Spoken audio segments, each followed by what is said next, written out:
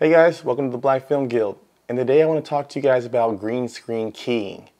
This is something that's really cool that we all have either used or want to use, and I think it's really valuable to just learn how to use this. So just to begin, I'm going to start with talking to you about some of the things you're going to probably need in order to get started.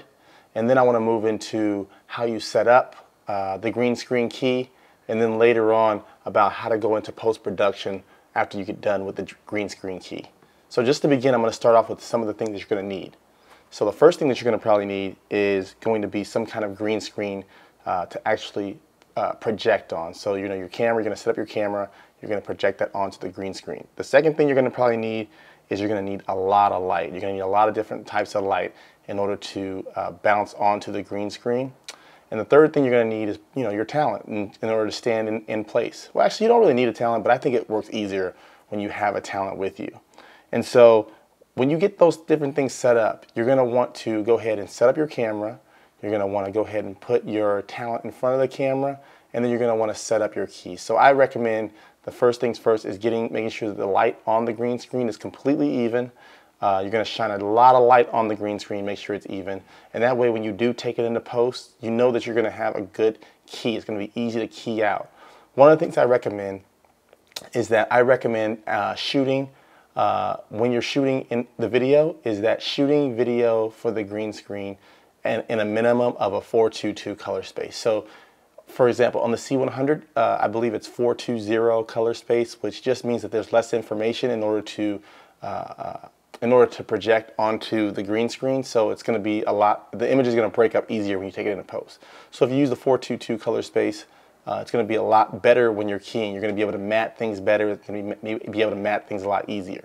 So one of the ways you can actually achieve this is by using the Ninja Atomos Ninja 2, which allows you to record in a 4:2:2 color space on any type of camera that has a clean HDMI out. And so when you're going through the process of green screening in post, some of the things you're going to want to do is you're going to want to get rid of the noise. You'll notice that there's noise in the picture after you get done doing your basic key. You're going to want to use a tool that's called Ultra Key, and you're going to want to choke the shot and clean it up. And so when you get the key all done in post, what you can do now is you can actually put any type of image that you want inside of the part that you're keying out. So let's say, for example, you want to have a static background. Well, you can just import that static background into, let's say, for Premiere Pro, and then you can just have that as the part that's keyed out. And this is why it's so important to make sure that the choke is proper, that you're using the Ultra Key, and that you have a really clean key in the background. Also, if you want to use a moving background, I think I talked about this in a previous video. If you want to use a moving background and you want to loop that background, let's say it's like a beautiful scenery, you want to make sure that there's nothing in the background that if it's repeated, it will be noticeable to the audience that it's being repeated. So let's say, for example, the background is a really nice scenery, but there's a car that's driving by. Well, if the person's looking at your video in the green screen, they're going to see the same car multiple times over the course of the green screen in the background. And so what that's going to do is it's going to kind of take away from the illusion that you're trying to create with the green screen. So I hope that this kind of helps you out a little bit in talking about some of the things that you're going to need for the green screen, right? You're going to need a lot of light, you're going to need the green screen, and you're probably going to need something for it to stand on. I personally, in the video that I showed some of the setup that I had, and also I just showed a little quick, I'm going to show like a little quick breakdown of how I broke down the green screen. So you don't have to use what I use specifically.